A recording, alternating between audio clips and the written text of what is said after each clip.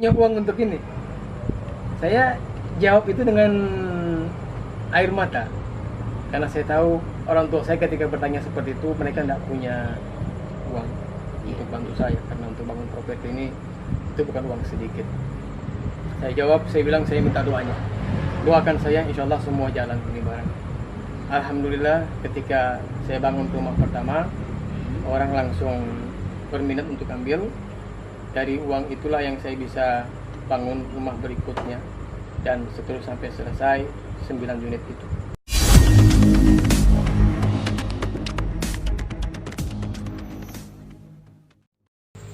Assalamualaikum warahmatullahi wabarakatuh. Senang sekali saya Adha Najemudin berjumpa lagi bersama Anda di channel yang paling Anda tunggu, di channel Adha Najemudin.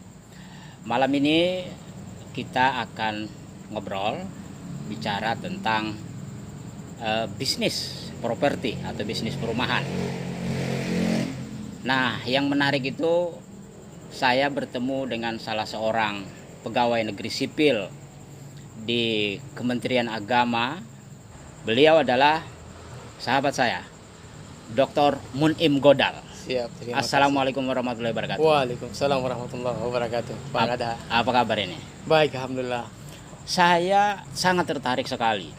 Dan ini menurut saya langkah ya. Seorang pegawai negeri sipil masih muda, sudah menyandang gelar doktor, dan hari ini sudah menjadi salah satu pejabat di Kementerian Agama di Kabupaten Sigi. Terus kemudian terjun di bisnis properti dan lumayan cukup menggiurkan untungnya. Itu gimana ceritanya sampai bisa terjun di bisnis ini? Iya, Bang Adha, saya terima kasih banyak. Itu ada sebuah cerita tentang ini. Jadi ada histori sebelumnya. Saya bersyukur sekali sebagai pegawai Kementerian Agama. Saya tahun 2010 itu dapat beasiswa. Iya. S3 di IAIN Sunan Ampel, Surabaya. Dan beasiswa itu kita diminta oleh negara untuk kuliah. Jadi kerja saya, kuliah itu adalah pekerjaan saya sebagai seorang PNS waktu itu karena beasiswa. Yeah. Jadi saya berangkat ke Surabaya, aktivitas seperti biasa. Pagi saya ke kampus, jam 12 saya pulang, selesai perkuliahan saya ke perpustakaan cari referensi untuk buat makalah. Lantas ketika di perpustakaan mungkin karena mahasiswanya begitu banyak, jadi ada beberapa referensi yang kurang, saya keluar untuk cari referensi di tempat toko-toko buku lain. Hal yang seperti itu membuat saya banyak waktu saya yang terbuang begitu saja. Sementara saya punya naluri bisnis itu mengalir dari ibu saya. Iya. Kemudian juga saya punya naluri ustadz mengalir dari orang tua saya. Iya. Jadi dua aliran ini masuk dalam badan saya menjadi satu. Jadi ketika saya kuliah di Surabaya itu, kebetulan rumah kontrakan saya atau kos-kosan saya itu dekat dengan Jatim Expo. Yeah. Itu sering ada acara-acara besar. Saya paling suka di situ kalau sudah ada acara book fair, pameran buku atau home exhibition, pameran perumahan. Setiap ada acara saya selalu datang. Kenapa? Saya ingin tahu bagaimana bisa menjadi seorang properti. Saya pingin tahu supaya saya bisa ada tambahan ilmu juga tambahan rezeki dari properti ini. Karena saya lihat mereka yang punya perumahan ini nyaman sekali hidupnya. Nyaman sekali. Apa yang mereka mau mereka bisa beli. Mereka mau kemana saya tinggal pesan tiket. Jadi saya pingin apa yang saya itu menjadi mimpi saya dan saya pingin wujudkan itu.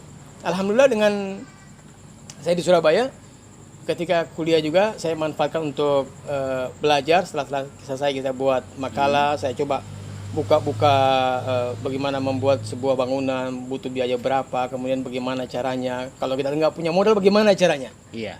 Makanya, jadi ini yang menjadi semangat buat saya. Saya sempat satu ketika saya ngobrol sama orang tua saya. Saya sampaikan sama beliau, saya bilang, Pak, saya ingin Bapak untuk letakkan batu pertama di perumahan saya. Iya. Tahun berapa waktu itu? Waktu itu sekitar tahun 2013 ya? Iya. Jadi tahun 2013 itu saya minta ayah saya untuk letakkan batu pertama karena saya percaya doa orang tua. Saya punya ayah masih hidup, ibu saya masih hidup, ya saya masih berharap mereka untuk mendoakan saya supaya saya bisa lebih sukses ke depannya. Jadi saya minta orang tua saya letakkan batu pertama di situ dan saya minta beliau untuk doakan. Setelah beliau letakkan batu pertama, dia doakan dan saya bilang insya Allah ini pertama dan insya Allah akan berlanjut terus. Saya cuma minta doa dari orang tua. Iya. Waktu itu. Mulailah terbangun. Berapa unit pertama kali dibangun? Pertama kali saya bangun 19. Itu tepatnya di Perumnas Balaroa. Balaroa. Iya, saya bangun tapi bukan di Perumnasnya. Aha. Di Jalan Kamboja. Aha. Itu saya bangun 2013 dan di situ saya belum masuk kantor. Iya. Saya belum masuk kantor karena saya masih terikat dengan beasiswa. Iya. Jadi saya menulis untuk disertasi saya itu, saya pulang ke Palu, kemudian setiap bab yang saya tulis itu saya kirim lewat email ke prof pembimbing saya dan mereka lakukan pemeriksaan, kirim lagi ke email apa yang harus saya rubah dan waktu saya manfaatkan untuk saya belajar di situ. Di situ awal kali. Saya tidak punya uang, sampai orang tua saya tanya, Iya. "Nah, punya uang untuk ini?" Saya jawab itu dengan air mata. Karena saya tahu orang tua saya ketika bertanya seperti itu mereka tidak punya uang untuk bantu saya karena untuk bangun properti ini itu bukan uang sedikit. Saya jawab, saya bilang saya minta doanya. Doakan saya insya Allah semua jalan ini barang. Alhamdulillah ketika saya bangun rumah pertama orang langsung berminat untuk ambil. Dari uang itulah yang saya bisa bangun rumah berikutnya dan seterusnya sampai selesai 9 unit itu. Itu berawal dari Jalan Kamboja saya bangun. Nah, terus dia bisa berkembang sampai hari ini sudah beberapa lokasi. Hari ini alhamdulillah 3 lokasi sudah. 3 lokasi sudah. 3 lokasi. Jadi awalnya ketika saya mulai membangun, saya kan nggak punya uang banyak. Saya punya uang beasiswa, Pak. Ada uang beasiswa saya itu 32 juta untuk 1 tahun, untuk 2 semester. Jadi bayar SPP itu 6 juta waktu itu. Iya. Jadi 2 semester ya saya bayar 12 juta. Kos-kosan saya 300.000. Iya. Saya bayar untuk 1 tahun kos-kosan saya. Selesai. Iya. Masih ada surplus. Saya kontak beberapa toko. Saya sampaikan, Pak Haji, saya mau bangun perumahan. Iya. Saya butuh bantuan. Kalau Bapak percaya sama saya, insya Allah setelah selesai saya bangun laku, saya bayar. Iya. Kemudian dan insya Allah ini yang pertama saya ke Bapak, besok lusa ketika saya maju, ya, saya kan nggak pindah ke lain hati. Saya nggak pindah ke toko yang lain, tetap ke Bapak. Kemudian saya juga kontak teman yang punya mobil trek karena untuk properti ini kan butuh pasir, Betul, butuh batu, butuh timbunan material. Saya sampaikan juga ke mereka seperti itu. Cuma saya fokus bagaimana untuk tukang. Karena tukang ini hari ini kita bayar mereka, hari ini habis dan besok mereka cari lagi. Iya. Dan itu yang saya siapkan. Kemudian ketika saya bangun awal itu ada beberapa orang yang singgah tanya, "Pak, ini mau dibangun apa?" Saya bilang saya mau bangun rumah dan ternyata mereka meminta kepada kami, "Rumah ini bisa nggak dicicil?" Saya bilang kalau dicicil boleh. Cuma Bapak nanti berhubungan dengan bank. Tapi kalau saya kasih harga paling murah. Iya. Bapak boleh tanya rumah tipe 36 di tempat lain. Iya. Setelah itu Bapak sampaikan sama saya berapa Bapak dapat harga di sana, saya akan lebih turun lagi harga saya. Iya. Alhamdulillah itu jalan. Karena bangun properti ini siapa yang tidak mau untung? Betul. Siapa yang tidak mau finansial? Siapa yang tidak mau profit? Iya. Saya berpikir bahwa keuntungan itu relatif. Iya. Saya dapat untung kecil, tapi putaran cepat itu sudah untung. Keuntungan besar tapi lambat putarannya, saya merasa rugi. Karena saya merasa senang sekali ketika saya membangun hari ini, bulan ini saya membangun, bulan depan orang sudah beli. Itu sudah untung buat saya. Iya. Jadi keuntungan sama saya, keuntungan buat saya itu bukan keuntungan besar, tapi keuntungan buat saya orang bisa masuk ke dalam rumah itu. Tanpa modal besar. Dengan hubungan dengan bank itu bagaimana? Apakah bank meminjamkan kita duit atau memang Pak Munim tidak dapat dukungan modal dari bank? User saya ini saya bawa ke bank. Jadi memang kita harus berpikir besar, Bang. Untuk menjadi besar harus berpikir besar. Iya, Jadi iya, bagaimana iya. bisa mendongkrak bank ini? Nah, Ya saya style bang, karena performa itu penting. penting ya. Performa Jadi itu penting. kalau misalnya pikiran kita kecil, pikiran kita cukup 1-2 rumah ya hasilnya juga akan kecil ya. Dan Iya. kita tidak bisa berkembang ya. Iya. Berarti image dulu dibangun. Iya. Performan kita Performan. dibangun, harus kita menjadi orang besar. Harus jadi orang besar. Ha ha ha. Dan saya ke bank itu saya nggak mau ketemu sama bagian-bagian Iya, ininya. iya. Saya langsung minta ketemu sama Pimpinan. pimpinannya. Ah, Dari mana? Saya bilang saya pemilik properti ini. Saya ingin kerjasama dengan Anda, tapi saya mau ketemu dengan atasan Anda. ah, ah. Tujuan saya keputusan untuk pembayaran pengeluaran uang dari bank itu kembali kepada atasannya. Jadi kalau itu yang saya temui, Iya. insya Allah dia bikin keputusan di depan saya dan dia tinggal panggil karyawannya untuk bantu saya. Jadi saat itu ketika pertama kali nasabah saya ini punya dana, saya cuma punya sekian 10 juta pak, bisa nggak saya dibantu? Saya bilang saya bisa bantu. Iya. Apa pekerjaan bapak? Ini saya pekerjaan saya. Saya bawa dia ke bank, saya sampaikan sama orang bank, saya yakinkan sama Iya. orang bank bahwa orang ini layak untuk dibantu. Dan saya sampaikan sama mereka, saya 1000 kali lebih percaya orang yang ambil rumah untuk dicicil ketimbang orang yang akan melaksanakan mungkin ibadah Iya. umrah mungkin, iya. ya. Kalau orang mengambil uang untuk rumah, insya Allah akan dilunasi. Karena dia akan berpikir bagaimana anaknya, istrinya, kalau dia tidak bayar ini akan dikeluarkan oleh bank. Iya, dan itu kebutuhan pertama. Iya, Kalau kita itu- tidak ada rumah itu gimana caranya kita Iya. bisa beraktivitas? Jadi kan? itu yang saya inginkan sama mereka. Alhamdulillah berawal dari satu rumah bisa menjadi 9 rumah. Kemudian dari awal itu saya pindah ke perumahan yang satu dan tanah itu saya masih cicil bang. Iya. Saya belum bayar cash tanah itu. Saya pergi sama yang punya tanah, saya bilang saya punya uang sekian. Kalau bapak percaya, saya bayar setengah dulu supaya saya bisa bangun. Nanti insya Allah setelah terbangun terjual, bapak saya bayar. Untuk mencari nasabah atau konsumen, ada kendala enggak kira-kira untuk Iya. perumahan ini? Jadi alhamdulillah, jadi saya berusaha untuk menciptakan rumah. Judulnya tipe 36.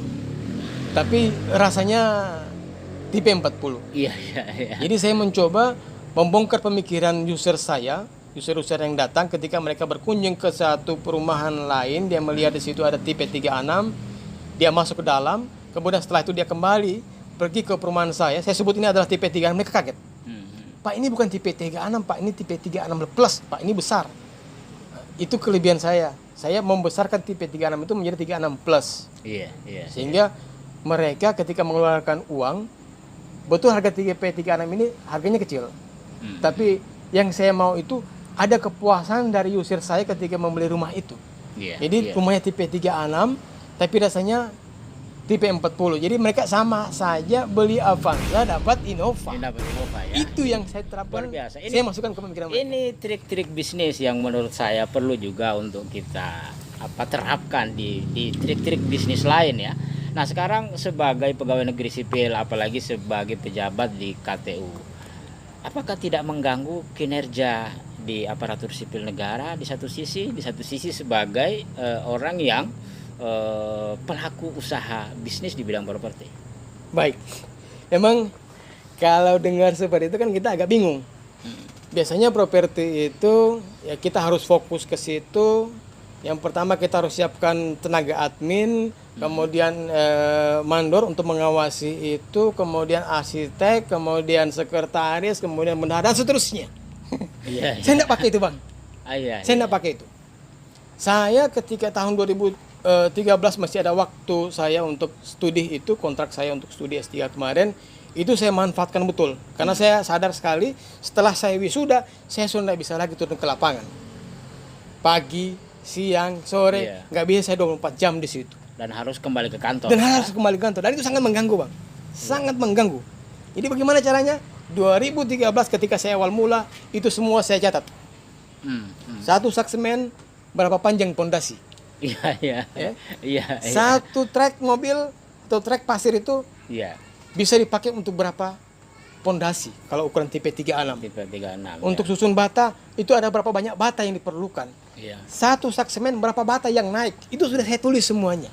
Jadi ketika saya aktif kembali setelah saya wisuda 2013 bulan September saya wisuda dan saya lanjut kembali usaha itu dan saya kembali ke kantor. itu sudah tidak terganggu. Iya, Kenapa? iya. Saya di kantor masuk pagi, jam 12 kita istirahat, saya pergi ke lokasi.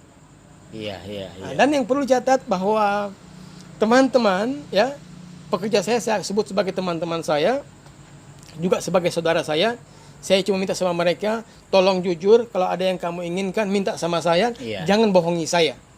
Nah, saya bilang, kalau kamu bisa buat saya hidup, kamu tetap hidup.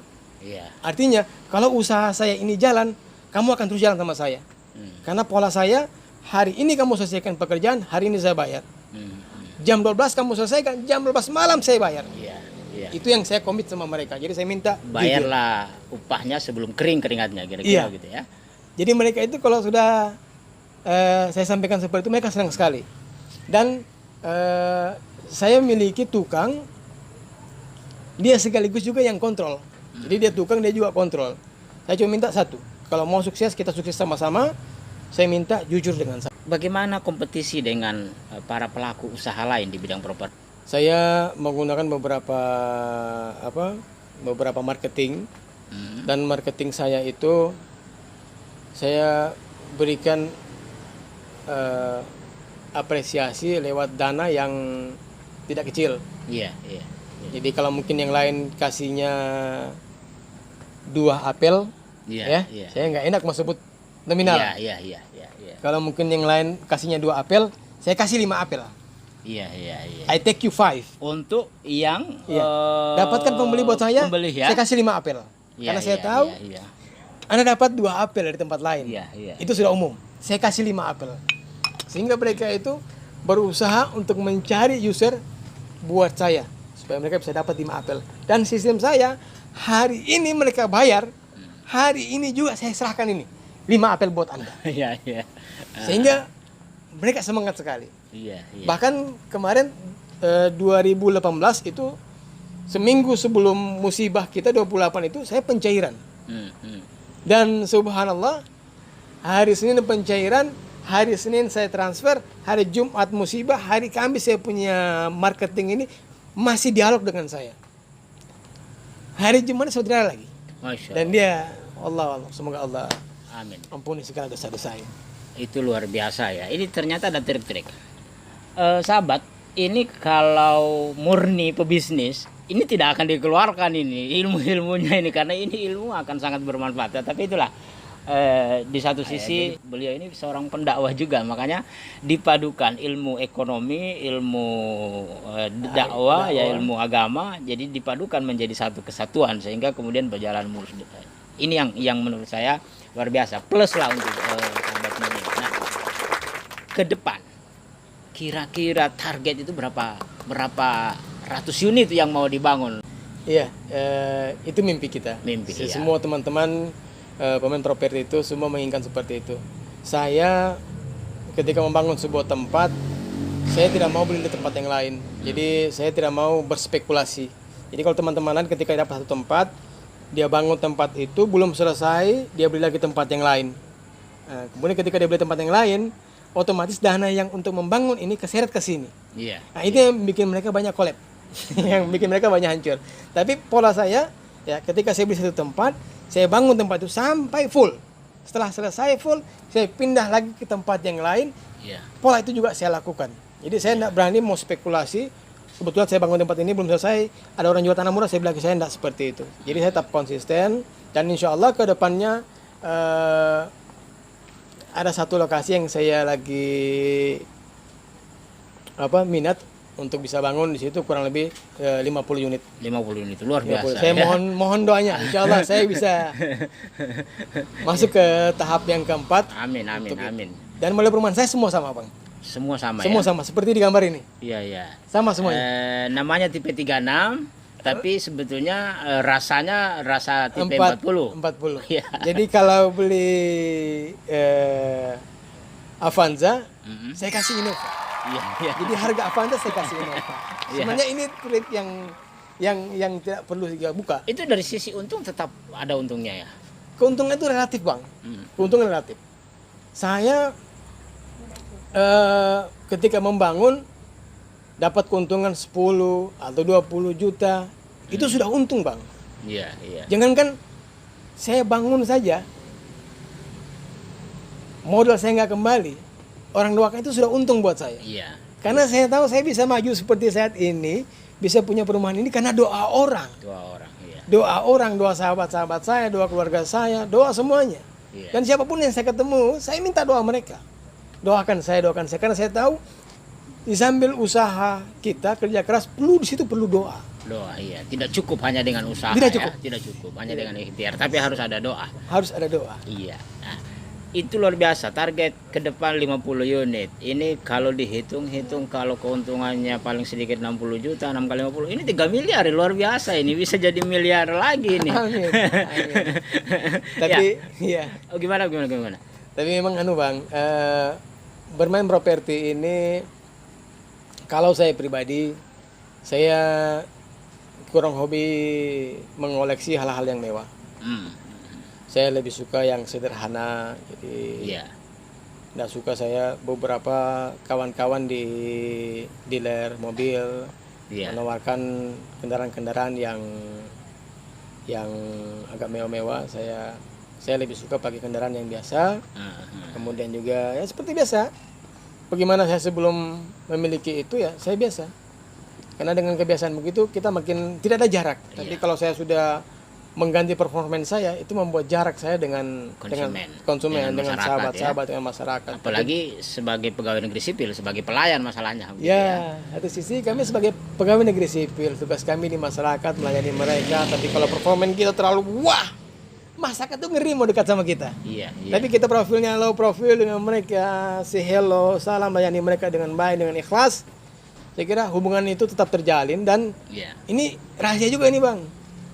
Kalau kita taruh profil, tanah yang kita bidik itu kan kita dapat dengan harga yang rendah juga. Rendah ya. Tapi karena kalau kita hadir dengan tampil apa adanya, gitu ya. Wah.